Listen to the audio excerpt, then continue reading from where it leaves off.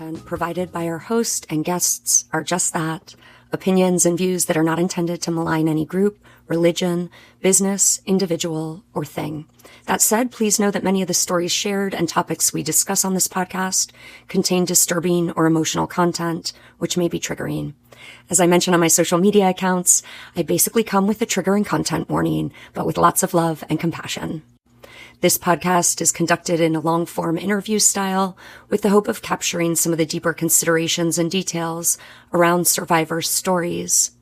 We also hope to help those on the outside who are caring about survivors in a group of high demand, high control, by sharing their perspective and struggles, and also expert voices intended to help us unpack some of the complicated considerations around topics related to cults.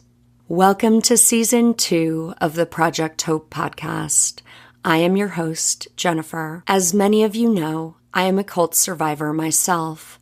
I got out of this group in 2012, and for anyone interested, you can hear the story of how I got in and how I got out in Season 1, Episodes 1 and 2.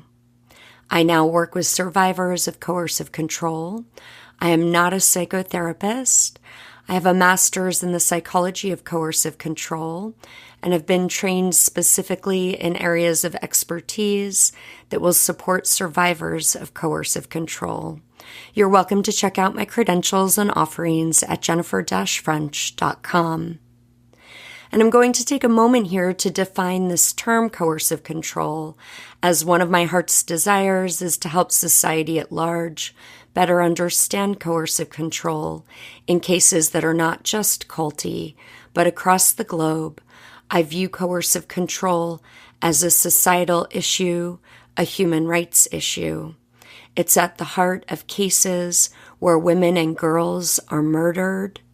We find coercive control in one-to-one relationships that are intimate, in gangs, sex trafficking, and cults of all types. Coercive control is a strategic pattern of behavior designed to exploit, control, create dependency, and dominate. The victim's everyday existence is micromanaged, and their space for action, as well as potential as a human being, is limited and controlled by the abuser. Initially, the victim may be drawn into the relationship with love bombing and charm. Gaslighting, isolation, economic control, and financial abuse can take place alongside rules and regulations that are gradually introduced over time and change at the whim of the abuser. The victim knows there are consequences if rules are broken, and they apply to the victim rather than the perpetrator, creating a double standard. Over time, coercively controlling behavior erodes the victim's sense of self, their confidence, self-esteem, agency, and autonomy. The abuser creates an unreal world of contradiction, confusion, and fear. It is helpful to know that 51% of victims do not even know that they are being abused, manipulated, and controlled. Coercive control correlates significantly to serious harm, and in cases of intimate partner violence, it precedes homicide. These can be difficult topics to grapple with, so I truly hope that this podcast helps to protect you and those you love with helpful voices and information. If you appreciate the podcast, please let us know, subscribe and comment with kindness, think critically, trust your gut, and be free.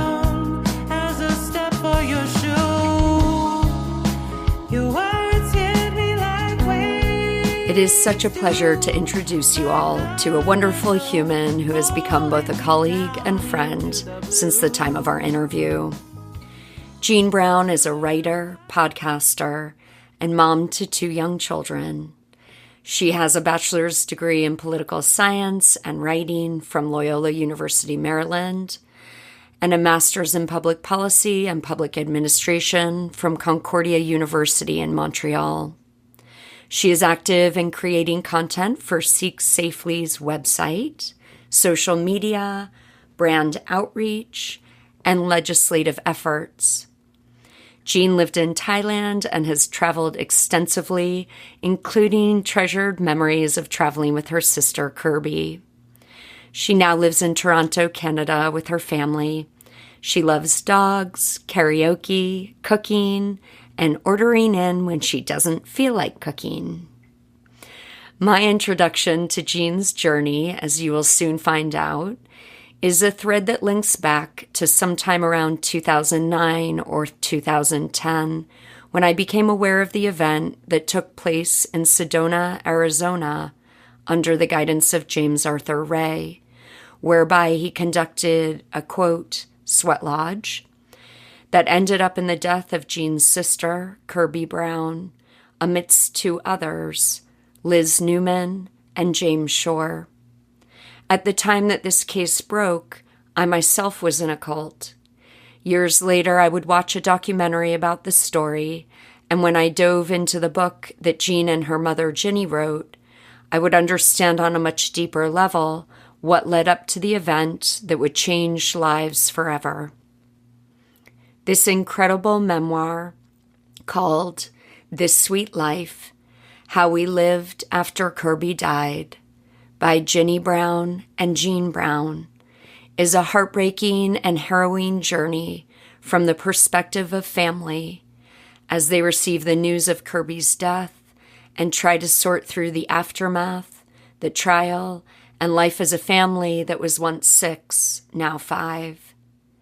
This book is so beautifully written and weaves the perspectives of Ginny and Jean together in a tapestry that seems to capture the stunning sparkle of Kirby, her spirit as a seeker, her sincere care for others, and the truly tragic impact that this event had on their family, all who knew Kirby, as well as some of the impact on others.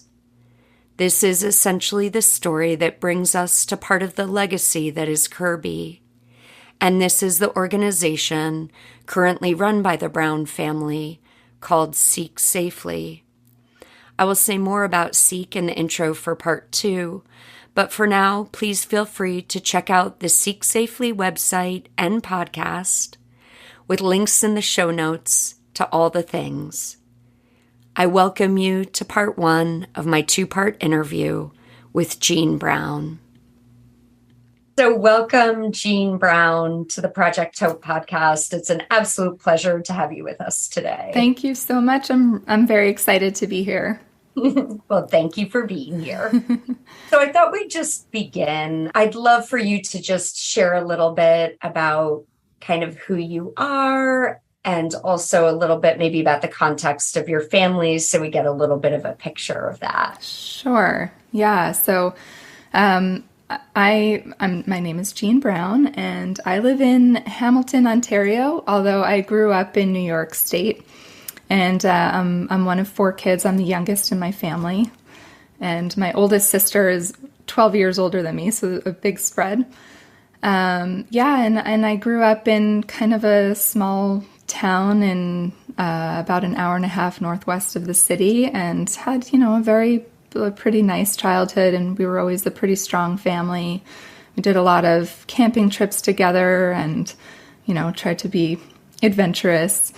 And, to the point where I ended up meeting my husband while traveling in Thailand, and he's Canadian, so that's why I live in Canada now. And I have 2 young kids, so at the moment I'm kind of immersed in, family life with them, but I'm also a writer, and I work for my family's nonprofit organization, which I know we'll get into more as well. So, yeah. Great. Thanks, Jean. No problem. And I thought that we could begin, if you're open to this, that maybe you just introduce the audience to the bright spirit that Kirby is, and just giving us a little description of her as a person. Sure. Yeah. So like I said, Kirby is the oldest in the family and 12 years older than me. So she was like very much my big sister, kind of like a bit on a pedestal for me always in my life. When she was starting university, I was just starting kindergarten. So I had very much that like big sister, little sister relationship with her for most of our time together. But she was very much like, she was just a very vibrant person. She was very adventurous. She had lived in many different places and had many different jobs. Like she could kind of make a life for herself wherever she went. And she always, wanted to have interesting experiences. And she, at the time of her death, she was living in Baja, Mexico, with kind of a really interesting expat community there. And luckily, I had some great experiences with her before she died, where we were a bit more like peers, She came and visited me when I lived in Thailand, twice actually. She was, of all the people in my family and in my life who would come visit me, it was definitely Kirby. And, she was the person in our family who, like, even though she lived far away, she would always come home to surprise my parents for the holidays, for example. And she was a real doer in my family. She would organize us and kind of push us to do fun things together. And, she just had that real kind of vibrant personality. And, for all the people in her life, she was helping people, with whatever they needed help with. She, had a couple stories where she had actually saved people's lives. Yeah. Just because she was like the person who took action. So something happened, she was the one who was going to jump into action to like get whatever needed to get done. And that's how she was for so many people, her close friends and for our family. So yeah. Yeah. And I think of one of the things that's such an image for me from, that's in the book is that feels so representative of her is how you all have painted this picture of what she was like in the midst of musical scenes. Yeah. The one with the tip jar prancing around and getting tips for the band. And so every musician knew her in the area because they'd make more money when Kirby was there. Yeah, exactly. No, that's totally it. She loved music. I think she did play in band when in high school, but she wasn't herself like a huge musician, but she loved live music. So she was always going to, see jazz and blues bands. And yeah, if she was the party person. So she would go around, get everybody up dancing. She was the one who would turn like a fun night into an amazing night. And she'd get people dancing so that they were having the best possible time. And then she would go around with the tip jar to support the band. So yeah, no, that's totally a good story that definitely represents her spirit. Yeah. Yeah.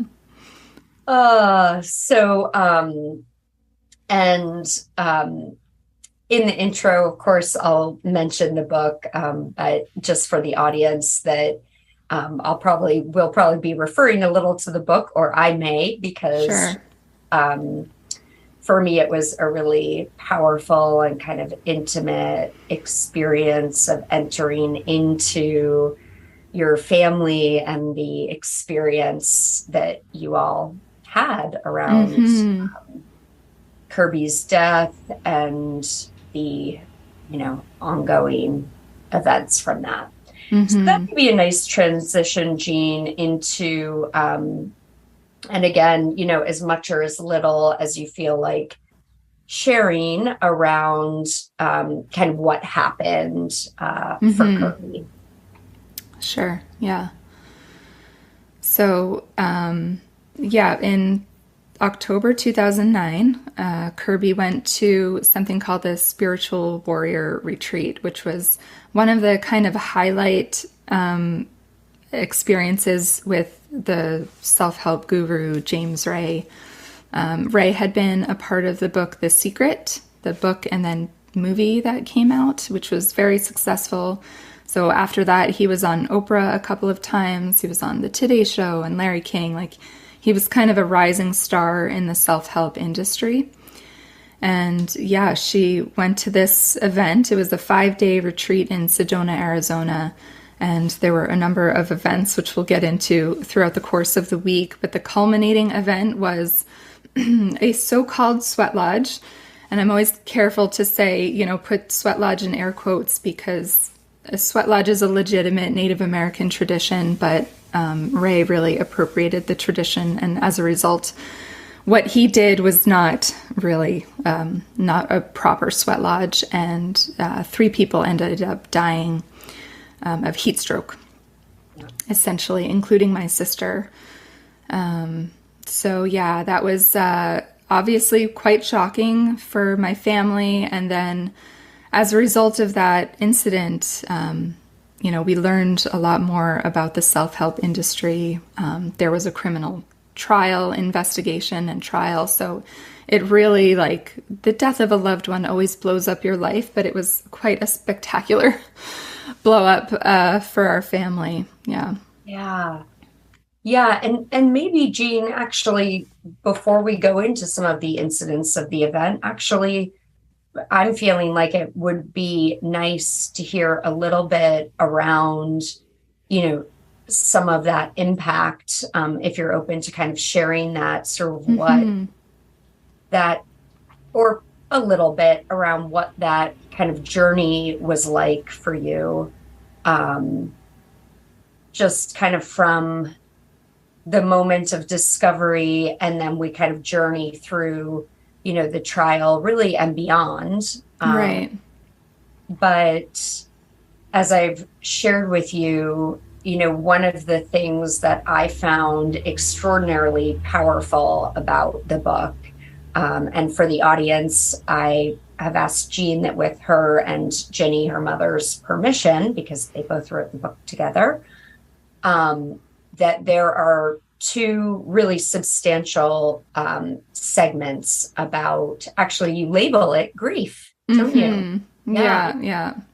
And that I would really like to have each of those voices as resources, really, for people, because it is, each of you have these different perspectives, which certainly weave in and out of similar, you know, feelings and questions and patterns. Right. But grief is just such a kind of a mysterious and personal journey. Yeah.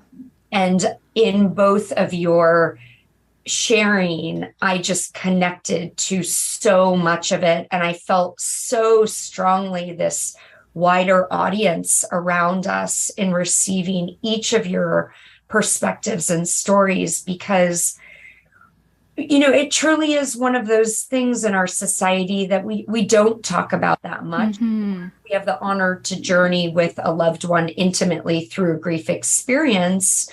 We might be there with them, but when it happens to us, it really is so unique, so personal. There's so much unexpected, and it's truly a journey. You know, it's not, as you and your mother acknowledge, kind of many times in different ways. It's like it doesn't stop, and it never stops. Right? It is a journey, and so this grief journey in particular that you 2 are so able to share in such a clear way, the confusion and the layers, and in that I again just felt this wide audience of all those of us who have lost someone so dear, those of us who have lost family members, those of us who have lost the sibling, who have lost the child, and just, you know, the uniqueness and sharedness and connectedness to others in that. Right. Just I'm feeling so deeply how the voices that and the experiences and the thoughtfulness that each of you express is something that I just feel like this balm going out there on so many different hearts, you know? Right. Yeah. Thank you for sharing that. That it makes me feel good because, in writing the book, that was one of our motivations. We wanted to tell Kirby's story. We wanted to be able to kind of provide this warning for people, or just like this moment of caution for people who are seeking. Yeah. But the other motivation was, grief is a universal experience. We all have it at some point. And like you said, we don't talk about it a lot in our culture. And so we thought that providing the two different perspectives would be useful. That it is an individual experience. It happens differently for you depending on what your relationship with the person was. And that, all the different ways that you experience it are valid. And then I think the other thing that I really wanted people to kind of understand was that, like you said, there are a lot of different little insights that we give into our experience. But overall, I think as a society, we look at grief as something that, somebody dies and you have to go through a period of mourning and then it's done and then you move on. But the reality is that a loss, it changes you. It's like any other experience you have that, you go off and have an amazing trip and it changes you. You go to university, it changes you. You have a relationship, whether it lasts or not, it changes you. And grief is an experience that changes you. And you don't come out of it and it's over. You move through it and you're a different person at the other, on the other side of it. So, yeah. Oh, so agree. Yeah, Jean, and I know, again, I hope it's okay to kind of share some of these things, but I wondered, one of the things that struck me was what you shared kind of, I believe it was the morning after Kirby passed, and just kind of what your experience was around that, if you don't mind. Yeah, sure. Yeah, I remember it very clearly. My husband and I were living kind of in between Montreal and Ottawa. We had this really sweet little house, and it was like the window was east facing, so it was very bright in the room. And I just remember waking up and I learned about Kirby's death the day before. And so, I woke up and I was like, oh, Kirby, how could you be so stupid? This was like such a stupid thing that you did because, at that point we had just a few details about what had happened. We didn't really have the full picture of what she had gone through. So it felt like our understanding then was that it was kind of an accident. So it was that feeling of like, oh, what did you do? Yeah, right. And I think, and the reason why I appreciate you sharing that, Jean, is because I think, again, there are these elements to the grief that hits us, and what comes forth from that can be so unexpected. And I was actually thinking, as I was, kind of thinking about you and your mother and what you shared, just how intimately woven grief is into our identity, and that it almost has us face our identity.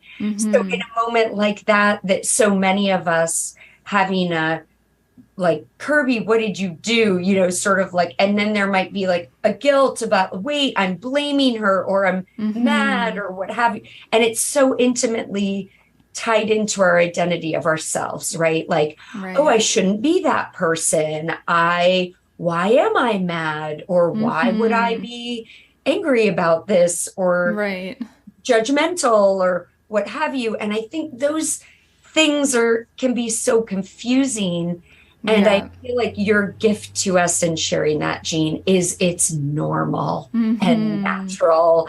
And it's, all these things that maybe we want to question or smush down because they don't make Mm-hmm. sense to us in terms of who we are as a person, Right. Yeah. kind of faced with in these moments, and the acceptance around that and understanding just how real the feelings are. Yeah, totally. And that they No, make I was, sense. yeah, exactly.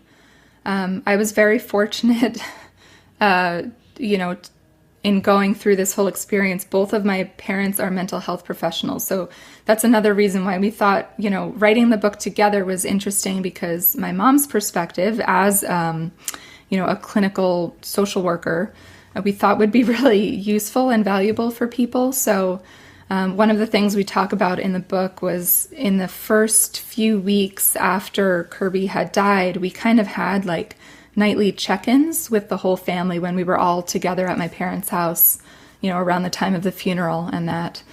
And we made sure that we were all, like facing what we were going through, and that we were trying to understanding that people need to have some individual moments as well, but that, we were coming together to try to sort of face our feelings. And one of the things my dad did was just say, like, it's okay to feel angry, and you can express those feelings. It's okay to feel angry at Kirby. And yeah, my parents were really good at helping us accept and normalize all of those various feelings that would come up. It's amazing and just so beautiful. And I think, between, your parents being mental health professionals, but also my sense is it's sort of like I can feel it in the fabric of your family Mm-hmm. that is your kind of way Mm-hmm. together, right? That you would Yeah. come together and create this opportunity. Because I think also, were you guys at some point, as people are kind of cycling through, it's like sometimes somebody had to be on the phone in the meeting, Mm-hmm. or, Mm-hmm. just really making it happen, that inclusion and processing was there. Yeah. And especially around grief, that to have grief witnessed in some way Mm-hmm. is just, it's important. And then, like you said, also the ability to have some of the alone time, because Mm-hmm. there's a different manifestation of grief in those private moments too. Right. Yeah, exactly. Yeah. Yeah. And Jean, this might be a good time to just ask you, it sounds like that was a real support for you all, kind of these nightly check-ins. And then I know it Mm-hmm. sounds like from the book, they did kind of continue even through the trial, just, uh, check-ins, maybe not as frequently, but that there were kind of family meetings that were taking place, and that you guys also had a large kind of network of support. And I Mm-hmm. wondered if you might just speak to that, kind of what felt supportive to you during that time. Yeah, definitely, all the family and friends reaching out was helpful. And, sometimes, you know, I'm not a grief expert, but sometimes I feel like a little bit of a grief expert. And friends Ah, will ask me if they have a friend or someone who has lost someone, what can I say to them, or what can I do for them? And I always say, like, there's not really anything you can say that's right or wrong, but I think it's just showing up for people and being there for them. So, if when I have friends who have lost someone, I'll often just send them a message and I'll say, I'm thinking about you. I don't expect you to reply. I know that, things are probably crazy for you, but I just want to let you know that I'm here if you need anything.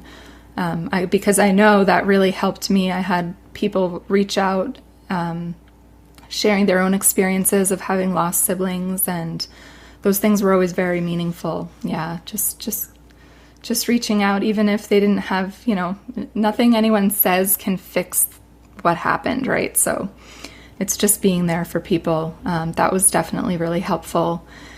And then, when I was writing the book, I did start seeing a therapist, which was important too. And I think that is important for people to feel comfortable seeking out that kind of help when they get to a point where they feel like they need it, and that's, again, very normal and very valid to need extra support sometimes. And then I guess the other thing I would say too, in terms of what helps, is that I guess maybe this is something more that I realized in retrospect, but it's just being gentle with yourself. Like, grief causes a fog.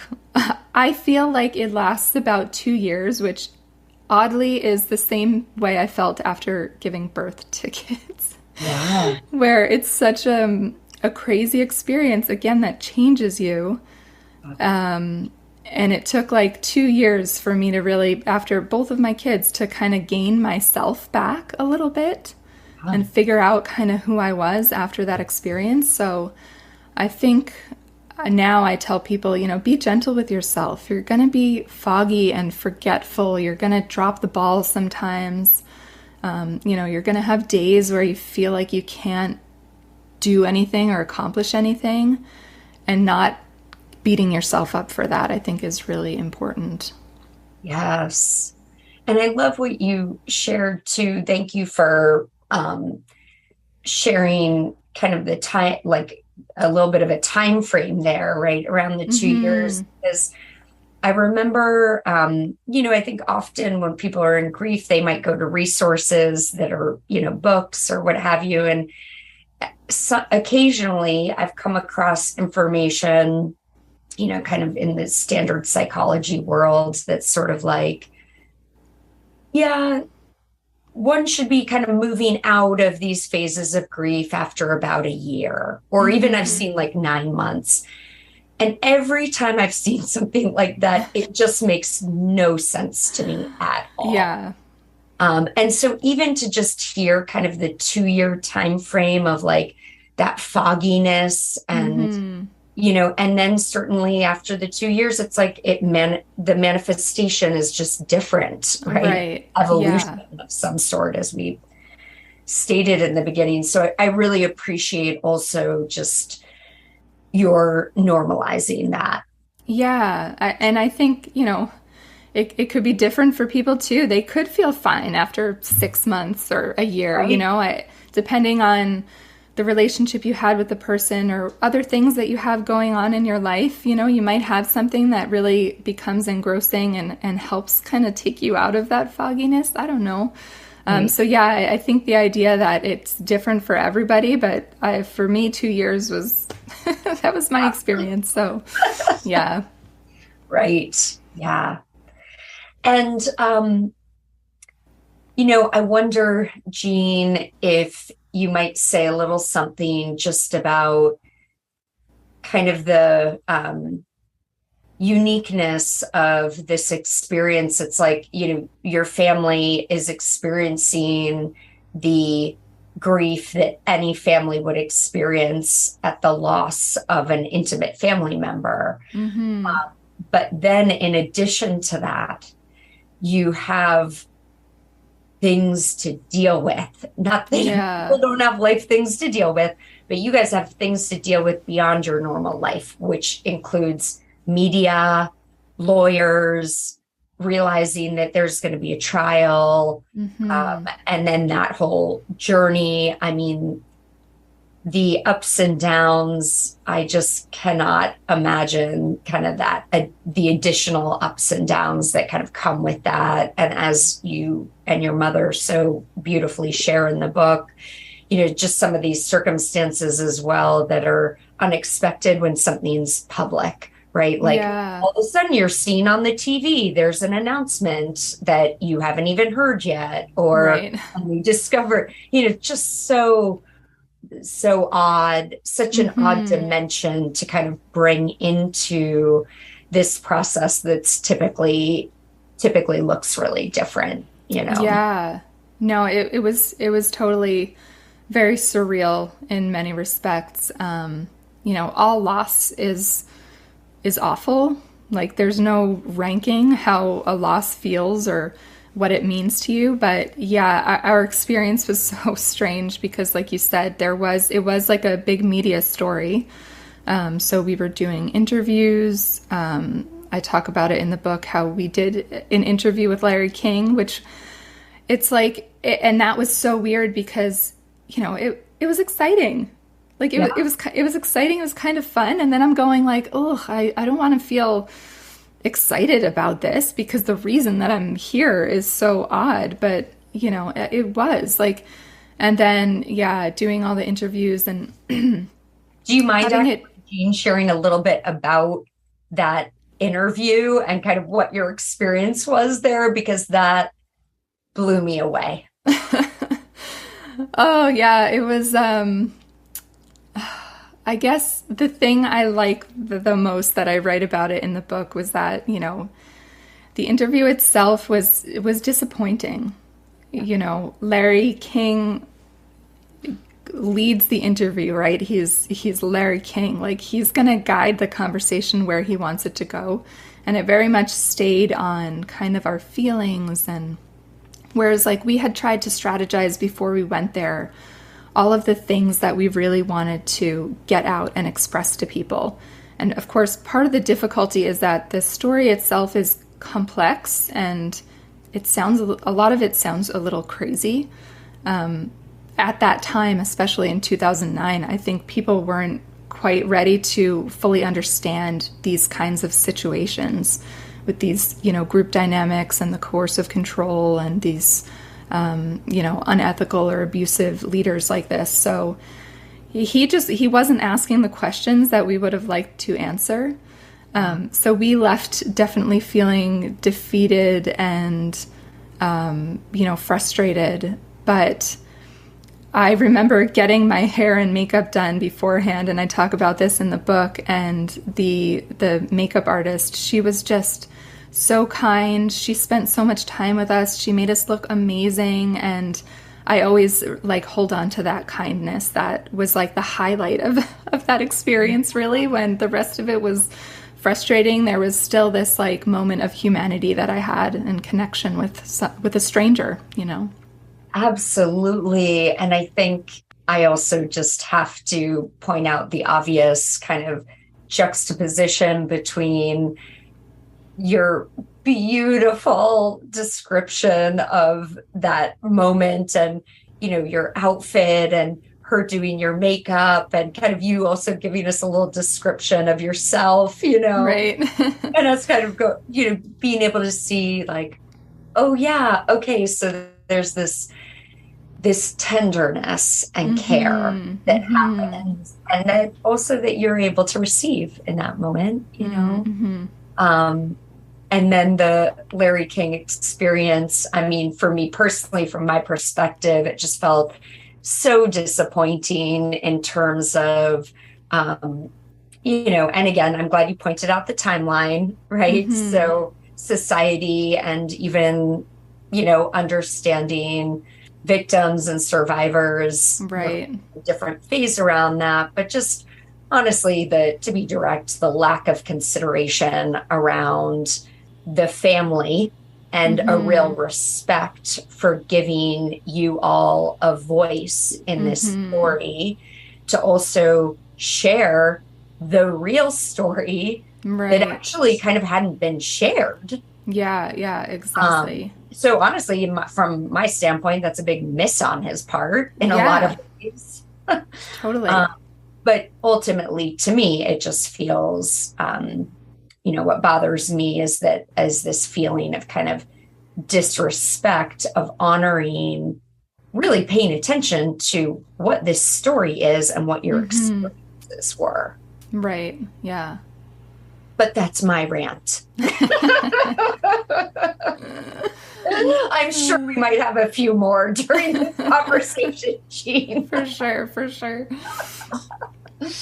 Well, and I think, you know, I appreciate your sharing that because it is one of many, you know, today we talk about like microaggressions, but it's like, it's one of many of these circumstances that you all have to face where it's like, you're your hearts are splayed open, and in this state, you're faced with public questions and a public spotlight. But at times, it's like you can't, it's just a constant kind of shutdown or being silenced indifferently. Yeah. And that was Yeah. so painful for me to feel those along the journey, and especially even in the trial. Yeah. Yeah, exactly. And that was pretty shocking to me. Well, we can go there in a minute. I want to just be sure that I think, Jean, you were going to continue in terms of maybe sharing something. So maybe I derailed us and we can go back to the trail I was just on, or if you're holding on to something, I want to just give you an opportunity to finish that thought. No, I think I'm good. Yeah. Okay. Yeah. So I think what's so fascinating to me about this case, let's say, is that there are so many moments where we get to see how society, the law, judges really don't at times fully support the truth and justice. Yeah. I So, think yeah. it's, it's been interesting in the last few years. I feel like we've collectively kind of come a long way in our understanding. And had this, had my sister's death happened, a year ago, I think it would have played out very differently, because I think everybody has kind of evolved in our understanding of how these things happened. But at the time, like I said, back in 2009, people's understanding wasn't there. Our ideas, like, of course, it being a public thing and being in the media, we were reading articles. I was, even though I know you should not do this, but I would read comment sections, and people were like, oh, these like crazy cult people, were out in the desert. They shaved their heads. Like, they were just a bunch of weirdos. And, sometimes it would be like, well, I guess they got what they deserved, right? And obviously reading that was painful and infuriating, but it also just demonstrated the lack of understanding. Ignorance. And then when we got to, dealing with media interviews, and then especially in the trial, like, the law was just not prepared, it just not equipped to really understand the full breadth of what had happened. And I think we kind of knew that going in. So our expectations, in a way, were a bit low, just because we knew, like, this story, it sounds crazy. It doesn't, it's hard to get your head around all of the details of what had happened and the state that people were in even before they entered the sweat lodge. Right. But like I said, I do think that is changing for a number of reasons. So at this point, I take heart. I have some more hope about how people might approach similar things now. Yes, I agree. And, it's interesting from my perspective, Jean, when I look at this kind of the full picture, right, of what Ray was doing, his business model, that time, and all of that.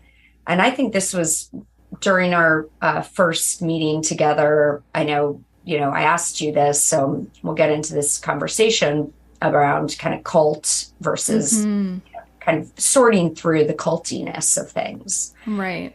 But from my perspective, what's kind of interesting to me around this story and case is that, to me, upon first glance, it doesn't look like a cult. I mean, I get that there was the head shaving, right, that people maybe associate with whatever, Hare Krishnas or doing weird stuff or extremism. But from my perspective, this looks like a leader who has put together a bunch of information that is self-helpy, that it's sort of like on the surface must be pretty good. There are a lot of people attending. It gets a lot of traction. Now he's done The Secret. Now he's done Oprah, etc. Now he's got a really big following. He does these events. People come to the events. So there isn't, like, right there, it's like there isn't all this like isolation and kind of group dynamics that people typically associate with culty vibe. Right. It's sort of like he's a big figure with lots of people, and people just come to the event. They experience what they experience. They leave. They incorporate it into their lives. Maybe they come back. Maybe they don't. Kind of not the general sense of entrapment that you typically find in the cult environment, right? Right. Yeah. So on the surface, to me, what it actually looks like is there was an event. They were doing extreme things to push beyond the limits. And that's what everyone signed up for. And, and as the media portrayed it, and then an accident happened. So actually, on a surface level, I don't think it looks that culty. It kind of looks like what people do. And people do retreats and they do events. It's actually for me. And actually, I'll share this because I know I've shared this with you, Jean, but I think it might be an interesting point for the audience too, that I watched the documentary Enlighten Us, The Rise and Fall of James Ray, close to when it first came out. I had a particular impression of it then. So it was very interesting for me to read your story, get all those details, and then to also rewatch the film. Right. And it's interesting to me, and I would say that this is a criticism that I have, that the film itself, and again, I mean, I can have some generosity around like maybe the lack of information at that time, as opposed to what we know now. But the fact that this documentary itself gives Ray such a platform to explain himself, to draw in kind of compassion from the audience, and frankly, that it doesn't go in to enough, in my opinion. I mean, we have, I think, 3 survivors, right, who were in the film. I think so. Maybe 4. Yeah, I can't remember exactly. Yeah, a few of them. 4. But then, like, there is another layer of victim in this world of hurt. And that is also the families, right? And so, and let us, of course, mention the names of James Shore and Liz Newman, right? Who also have families that were absolutely wrecked and devastated by this thing. And to not have any representation around that.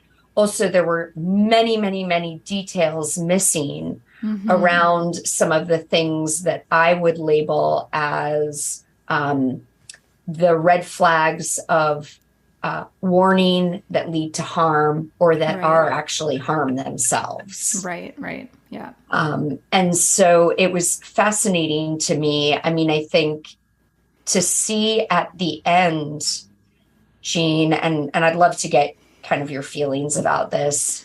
At the end of the Enlighten Us film, they show the trial and the judge speaking to Ray in terms of what his sentence is.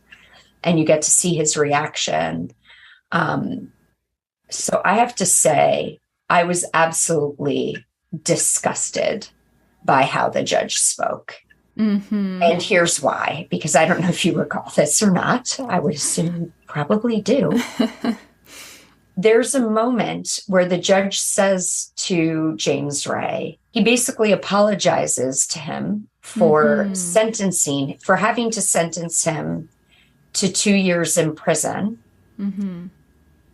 because he has obviously done incredible work and has transformed many lives. So there's actually a call out and kind of respect to James Ray about his incredible work that, as far as I'm concerned, I didn't really realize the judge did a deep dive into the amazing work of James Ray. I mean, does he know what he teaches? Did he go through those courses? You know, even that reference is absolutely infuriating to me. Yeah. I mean, it's a real misperception to give the community. Right? Yeah.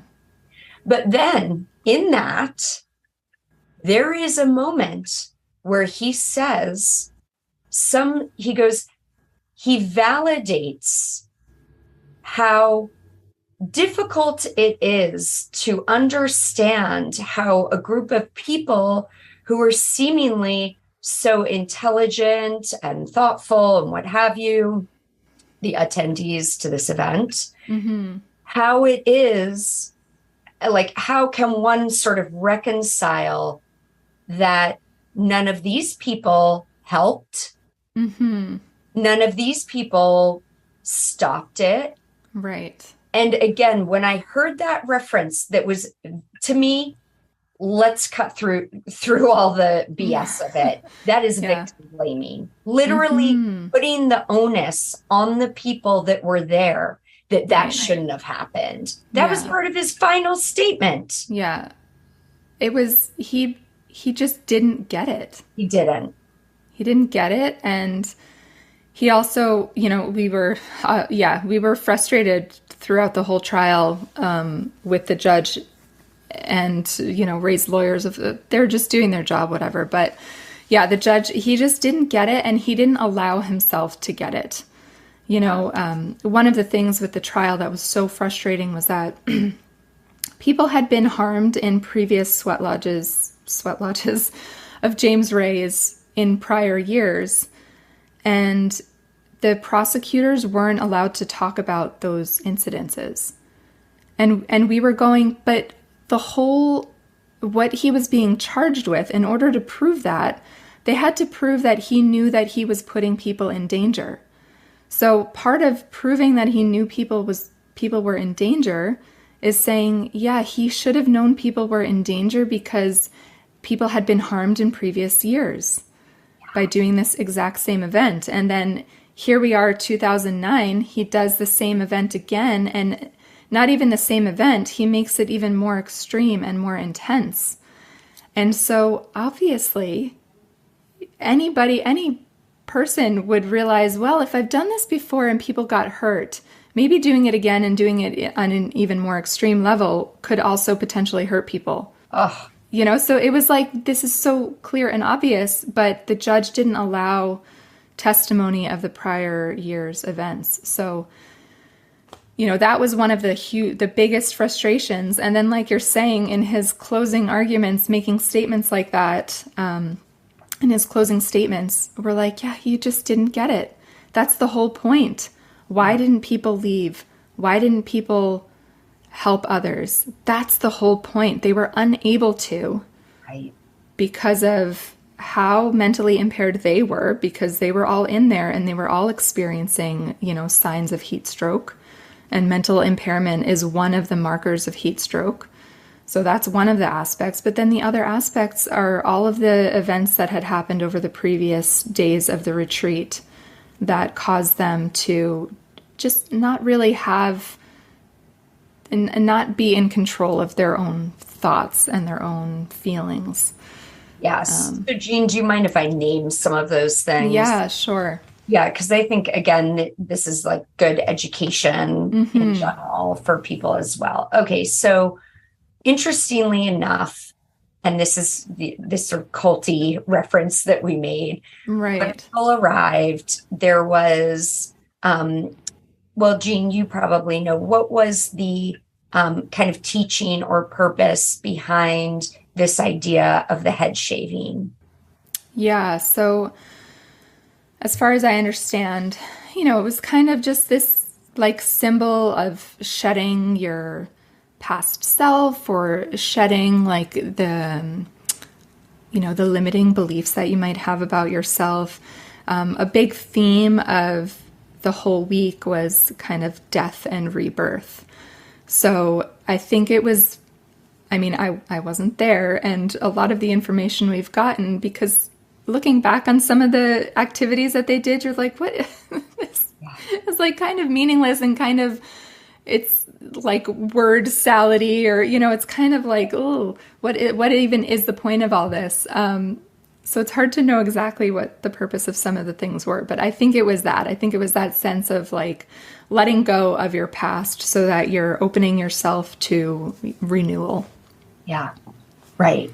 Yeah, and it's an interesting one because, we land in these environments. We've paid a lot of money. Mm-hmm. There's also the message coming from James Ray.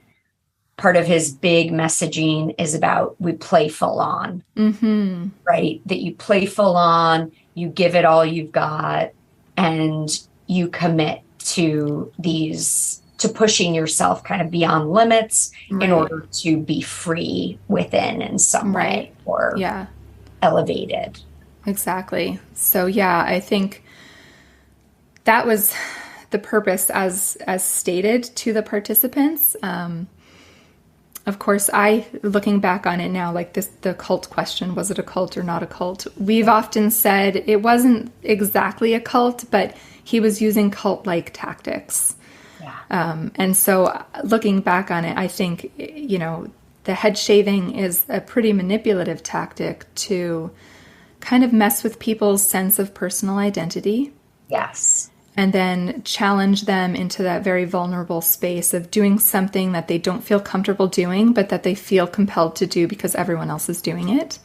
Yes. So I think that was James Ray's purpose, but he wouldn't have stated it that way to everyone.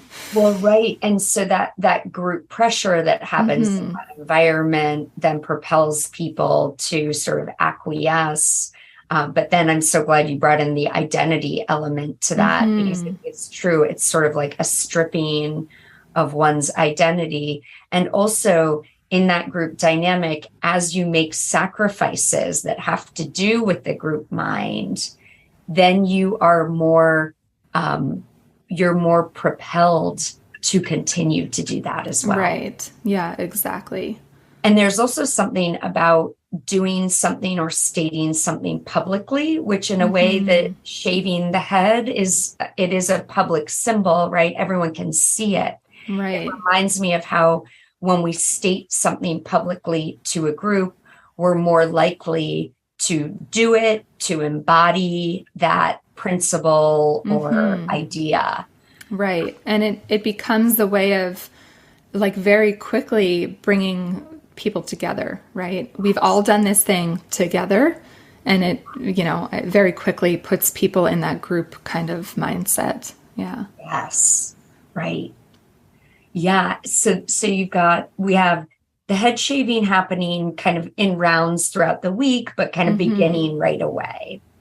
Then we also have him encouraging people to not sleep, to take full advantage of the time, to be journaling at night. And so often people, I think it was the rare person probably that was getting 8 hours. I think most people, like Kirby, was doing 2 or 3 hours, Yeah. So there's the sleep deprivation happening. Then there was this interesting exercise that was the last group exercise that everyone did together, where James Ray was kind of playing this God figure and people were dying or living. It was sort of an exercise around honor, it sounded like. Yeah. I don't know if there's anything to say around that, but this is another one of those, one of those exercises that I look back on and I'm like, it sounded, from everything I've ever heard about it, it sounds like the rules were very arbitrary. and that it didn't really make a lot of sense, or the purpose wasn't very obvious. Although I think people did, like my sister, for example, there's a recording of her after explaining her experience, and she personally had a profound experience, which is, I think, one of the interesting things that can happen at these kinds of events. That is important to note too. People can have profound experiences, even if the event or the leader are imperfect or are problematic in some ways. People can still have profound experiences. But yeah, I think, again, the underlying unstated purpose of that exercise was just establishing James Ray as sort of the ultimate voice of control and authority at the event and among the group. Right. The hierarchical mindset is being established for everyone. Right. And he was even like wearing white and nobody else was. Right? Yeah. Right. So we've got the God exercise. And then after that, it sounds like there was a fasting and no water, no food, and then going into kind of the vision quest isolated journey where individuals were alone for, it sounded like almost 2 nights or. Yeah, I think it was like 32 hours or something like that. Yeah.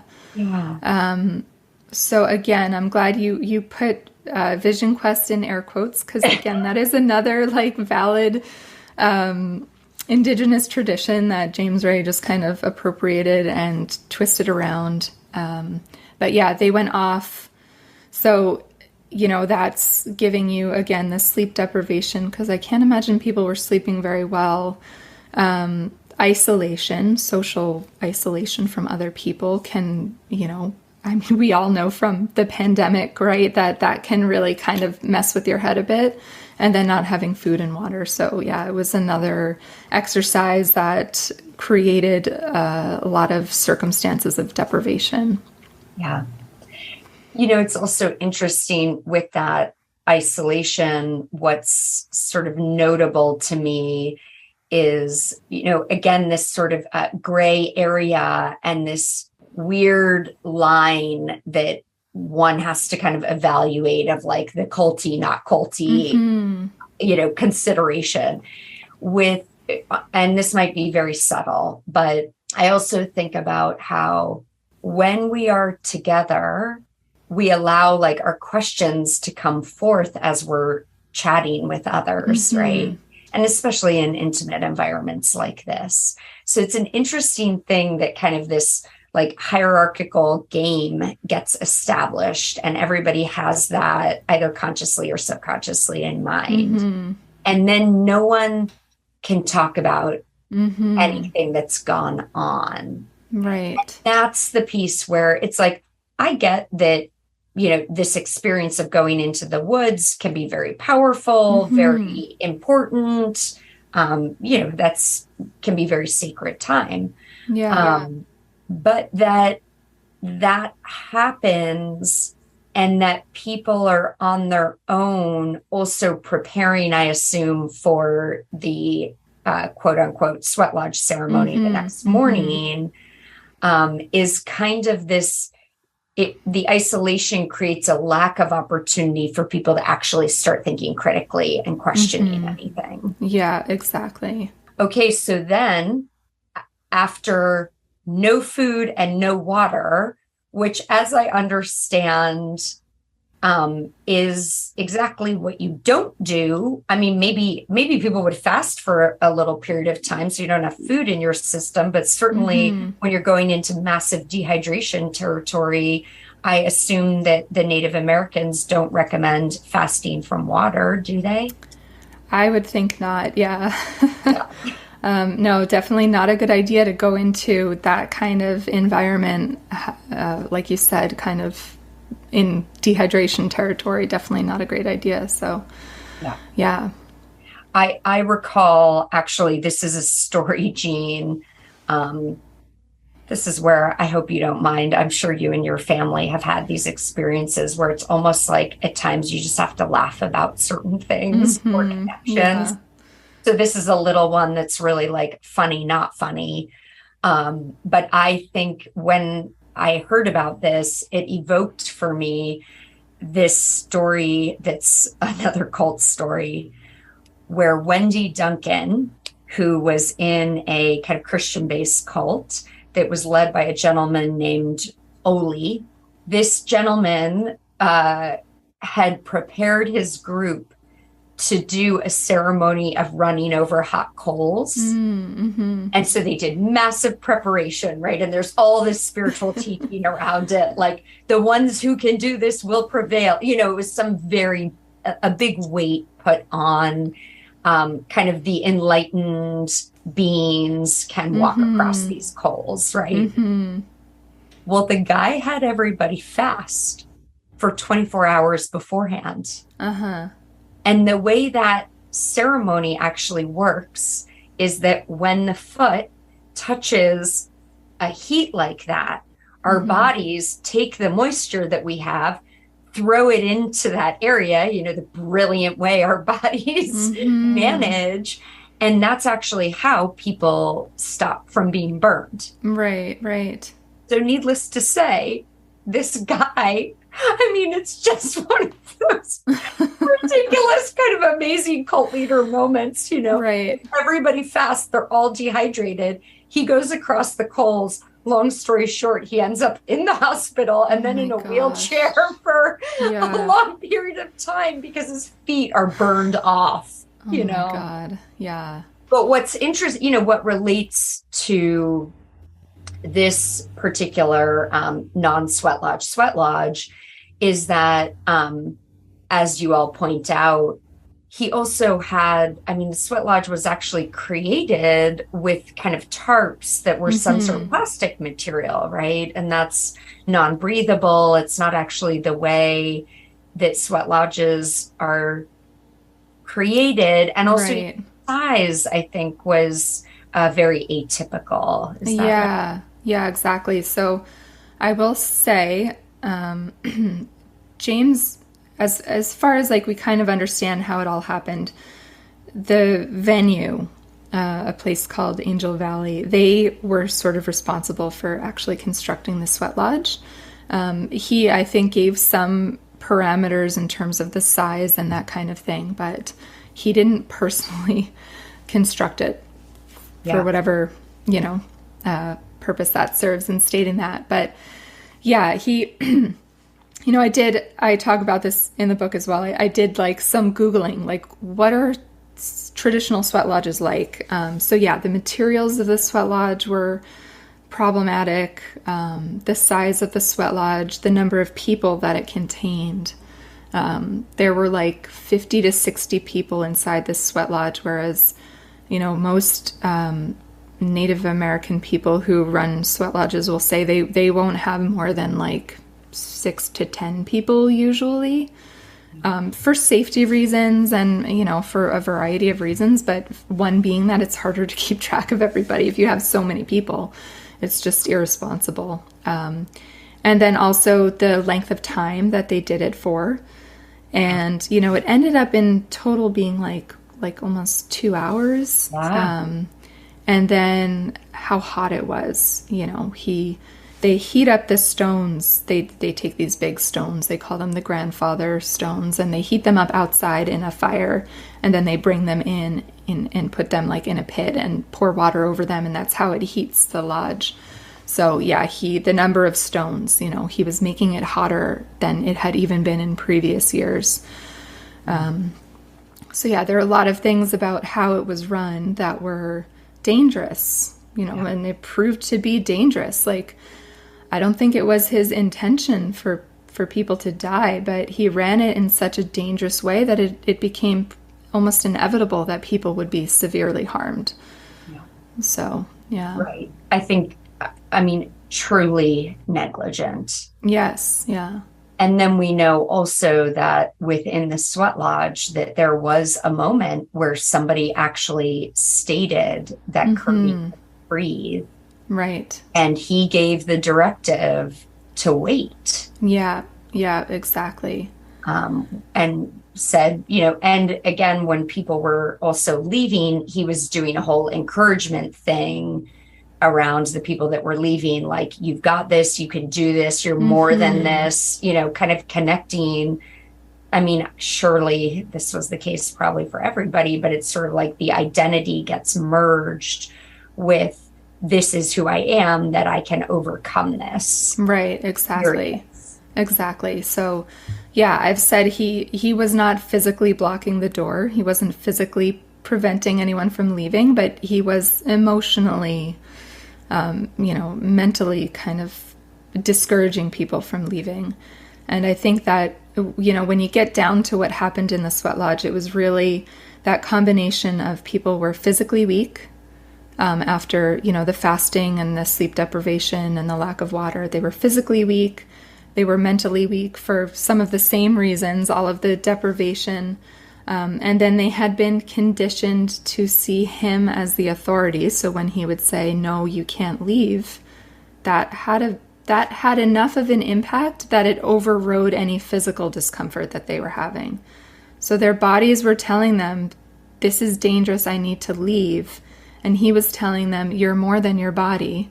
And that's ultimately what had more sway over their decision making. You're more than your body, and you're going to feel like you're going to die. Yes, exactly. Yeah. I mean, to plant that before they even experience it, it's, preparation for overriding one's own intuition, as you said. Yeah, exactly. Yeah. Oh, Jean. Well, then, so, I mean, this is so disturbing, amazing. And so I want to just acknowledge also with the sweat lodge is over, people are out, people are very not well. I mean, there's a wide variety of what's going on, right? People who are unconscious, who are puking, who are passed out. I mean, there's a lot happening.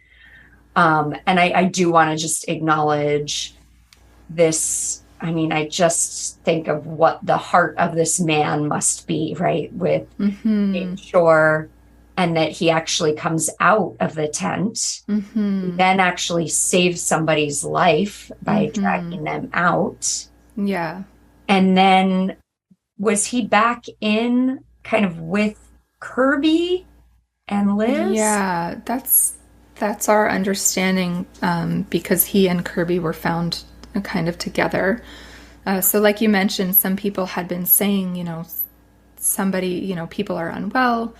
It seemed like they were talking about Kirby when people were noting, like, we're not sure if she's breathing. And so from what we understand, it does seem like James Shore went back in to either be with her or perhaps to try to bring her out, and then himself was overcome. So, his story is especially heartbreaking.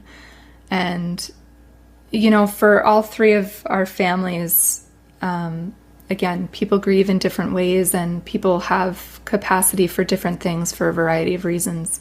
The other families haven't been as outspoken as we have, but for sure, trying to have their deaths be meaningful is also part of our motivation, why we have continued to tell this story, understanding that the other families are free to approach it however they need to or want to. Yeah, right. Yeah. Not every, and honestly, in my mind, it's like, in some ways, you all are the voice for Kirby, but if other families feel like it's not right for them, they don't want to be in the spotlight, they've got other things going on, they want to move forward, all the multitude of reasons that people would not kind of continue to be in this work, let's say. That in some ways that you all get to be carrying that forward as well, some of their legacies. So beautiful, reminds me of how we can prop each other up a little bit, Yeah.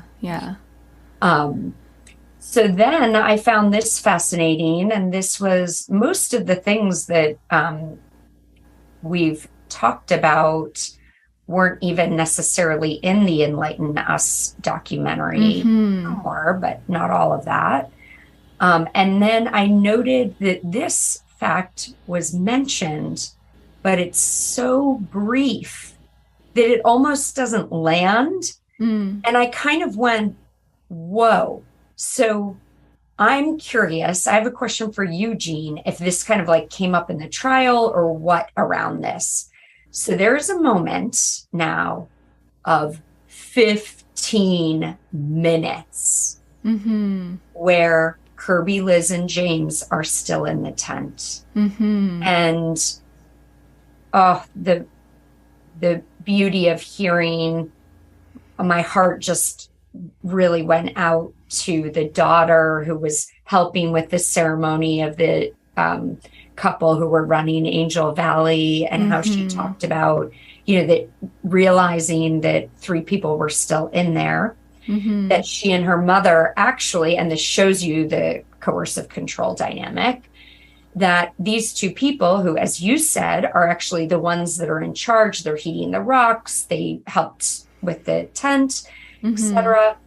So these guys are kind of managing, let's say, the physicality around the sweat lodge, and that they even feel that they have to ask James Ray, right, can we lift the side of the tent to let these people out? But what's even more shocking is that he shames them, saying that it would be sacrilegious. Right. As though whatever sacredness around, holiness around that tent is more important than 3 people who are in that tent who are really unwell. Yeah. I mean, that, so may I ask you, Jean, did that come out in the trial? Was that something that got addressed, or? It did come out in the trial. And actually, that the woman, the young woman that you're talking about, I believe her name is Sarah Mercer. She testified, and that was some of the hardest testimony, I think, during the whole trial, because here she was, this pretty young girl, and I haven't spoken to her since, or I don't know anything about her life now, but I imagine that it was a very traumatic experience for her. And again, just shows you like the ripple effects that the whole event had. It was more than just the people who died. It was, the other participants, the other people who were there, the people who owned the space, and then, the families. It was, her testimony was incredibly powerful, and it was really heartbreaking to hear how it had impacted her. Yeah. And like you're saying, that idea that these were people who, they were kind of around throughout the week, kind of helping with things, but they weren't participants. And yet that sense of authority was established for them as well. It was pretty remarkable.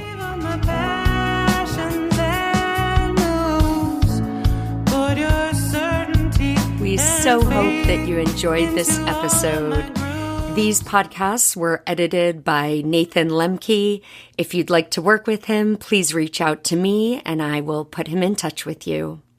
And please stay tuned for part of Leaving the Cult, the season 2 song written by Jaya Suri. And for all things related to Jaya, her music, ways that you can support her, check out the show notes.